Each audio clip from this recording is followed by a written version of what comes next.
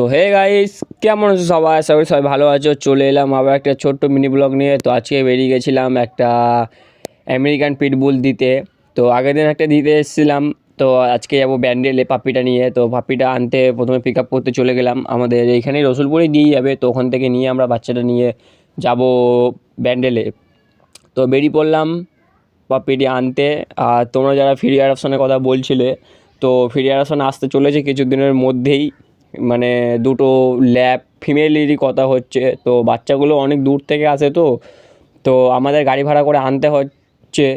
তার জন্যে আমাদের ডেলিভারি অ্যাভেলেবেল নয়, মানে ডেলিভারি করতে পারছি না, কারণ অনেকটা চাপ হয়ে যাচ্ছে। তো এইটা হচ্ছে সেই বাচ্চাটা যেটা দিতে যাবো,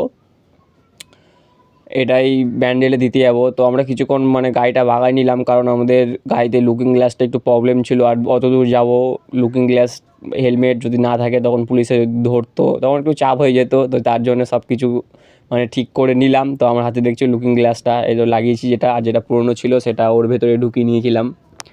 তো দুজনে বেরিয়ে পড়লাম, আমি আর একটা যে দাদাটা যাই। তো দুজনেই বেরিয়ে পড়লাম পাপ্পিটি দিতে। আর তোমরা অনেকেই কমেন্ট করেছিলে যে বড় পাপ্পি নিলে কিছু মানে প্রবলেম হয় বা রড ফড নিলে।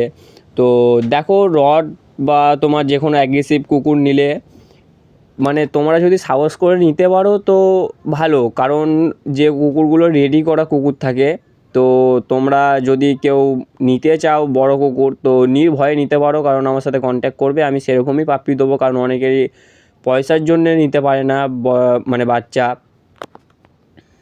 তোমাদের সাথে গল্প করতে করতে চলে এলাম ব্যান্ডেলে, যেখানে পেট শপে, যেখানে বাচ্চাটা দেবো।